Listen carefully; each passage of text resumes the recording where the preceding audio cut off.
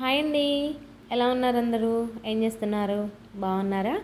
నేనైతే చాలా బాగున్నానండి. మీరు కూడా బాగుండాలని మనస్ఫూర్తిగా కోరుకుంటున్నాను. ఈరోజు మన ఛానల్లో ఎగ్ గ్రేవీ కర్రీ ఎలా తయారు చేసుకోవాలో చూసేద్దాము. ఈ కర్రీని రైస్లో కానివ్వండి, చపాతీలో కానివ్వండి తింటే చాలా సూపర్గా ఉంటుంది. మీరు కూడా తప్పకుండా ట్రై చేయండి. వీడియో చివరి వరకు చూడండి. నచ్చితే లైక్ చేయండి. ఎలా ఉందో కామెంట్ పెట్టండి. అలాగే నా ఛానల్ ఎవరైనా ఫస్ట్ టైం చూస్తున్నట్లయితే ప్లీజ్ సబ్స్క్రైబ్ చేసుకోండి. ఇప్పటివరకు సబ్స్క్రైబ్ చేసుకొని నన్ను సపోర్ట్ చేస్తున్న వాళ్ళందరికీ చాలా థ్యాంక్స్ అండి. ఇక మీదట కూడా మీ సపోర్ట్ ఇలాగే ఉండాలని కోరుకుంటున్నాను. అయితే ఈ ఎగ్ కర్రీ కోసము ముందు ఒక హాఫ్ డజన్ ఎగ్స్ తీసుకొని వాటర్ పోసేసుకొని ఉడకబెట్టేసుకుంటున్నాను. కొద్దిగా ఉప్పు వేసుకొని ఉడికించుకుందాం.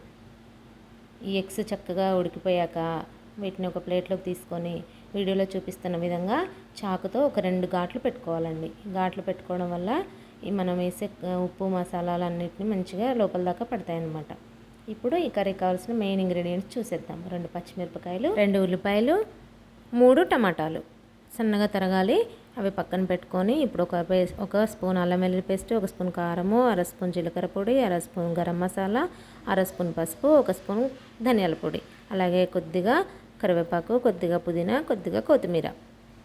మనకి మెయిన్గా కావాల్సినవి ఇవండి.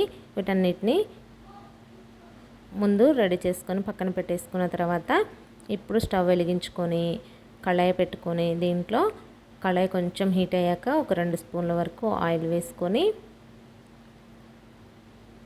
ఆయిల్ మంచిగా హీట్ అయ్యాక ఒక అర స్పూను పసుపు వేసుకొని దీంట్లో మన ఎగ్స్ ఏవైతే ఉన్నాయో బాయిల్డ్ ఎగ్స్ వాటిని ఫ్రై చేసుకోవాలి.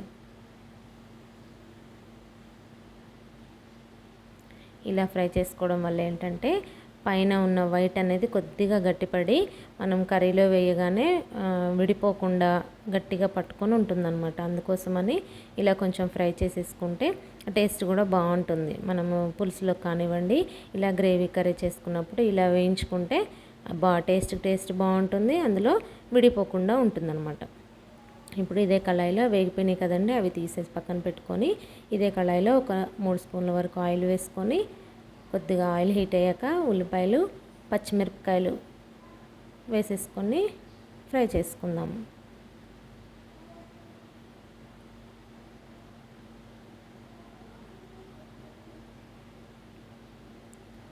ఇవి కొద్దిగా మగ్గాక దీంట్లోనే కరివేపాకు వేసుకొని మళ్ళీ ఒకసారి కలుపుకుందాం.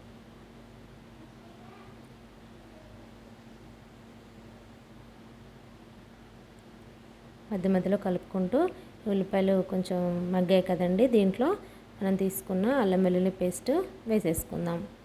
ఈ అల్లం వెల్లుల్లి పేస్ట్ పచ్చివాసన పోయేదాకా ఫ్రై చేసుకోవాలి.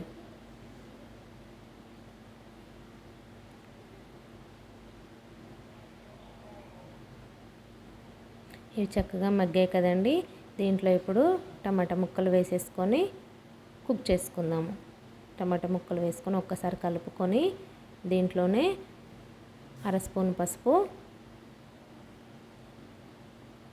టేస్ట్కి తగినంత సాల్ట్ కూడా ఇప్పుడే వేసేసుకుందామండి. సాల్ట్ వేయటం వల్ల టమాటా ముక్కల్లో ఉన్న నీటి శాతం అంతా బయటకు వచ్చేసి త్వరగా మగ్గుతాయి అన్నమాట. ఉల్లిపాయలు ఎక్కువ తీసుకున్నప్పుడు కూడా అలా కొంచెం సాల్ట్ వేసుకొని మగ్గించుకుంటే త్వరగా మగ్గుతాయండి. మూత పెట్టుకొని ఒక 2 నిమిషాల తర్వాత తీసి చూస్తే చూసారా కొద్దిగా వాటర్ ఎలా వచ్చేసిందో. మధ్య మధ్యలో కలుపుకుంటూ అలా మూత పెట్టుకుంటూ కుక్ చేసుకోవాలి. ఒక 3 నిమిషాల తర్వాత మన టమాటా ముక్కలు కూడా మంచిగా మగ్గాయి కదండి. ఇప్పుడు దీంట్లో మనం తీసుకున్న ఒక స్పూన్ కారము, ఒక స్పూన్ ధనియాల పొడి, అర స్పూను జీలకర్ర పొడి, అర స్పూను గరం మసాలా వీటన్నిటిని వేసుకొని ఒకసారి మంచిగా కలుపుకున్నాక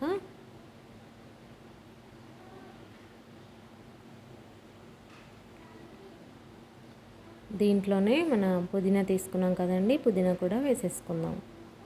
పుదీనా వేయటం వల్ల మన కర్రీకి మంచి ఫ్లేవర్ వస్తుందండి.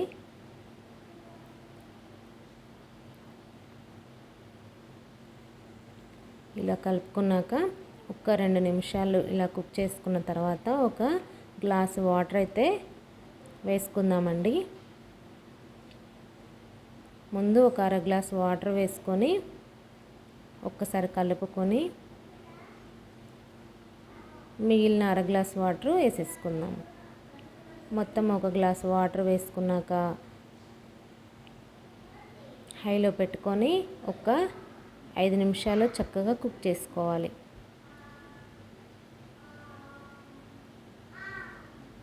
ఇలా కొద్దిగా కుక్ అయినాక ఎగ్స్ వేసేసుకుందాము.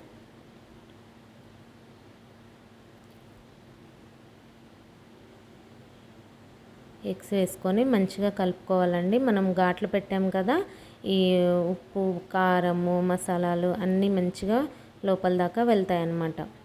ఇప్పుడు దీంట్లోనే కొత్తిమీర తీసుకున్నాం కదా, అది కూడా వేసేసుకొని ఒకసారి కలుపుకుందాం.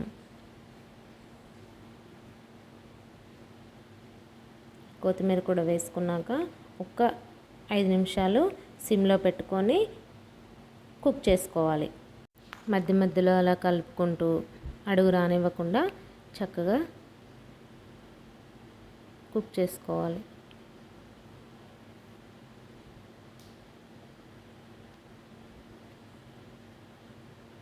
ఎగ్స్కి మాత్రం గరిటె తగలనీయకూడదండి, సైడ్స్ నుంచి కలుపుకోవాలన్నమాట.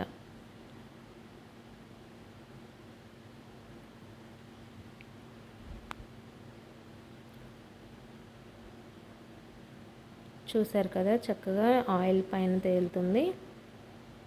ఇప్పుడు మన కర్రీ రెడీ అయిపోయిందండి. స్టవ్ ఆఫ్ చేసుకొని ఒక్కసారి కలుపుకొని మూత పెట్టేసుకొని సర్వింగ్ ప్లేట్లోకి తీసుకుంటే మన టేస్టీ కర్రీ రెడీ అండి. మీరు కూడా తప్పకుండా ట్రై చేయండి. Thank you for watching. మళ్ళీ మంచి వీడియోతో మళ్ళీ కలుద్దాం. అంతవరకు బాయ్.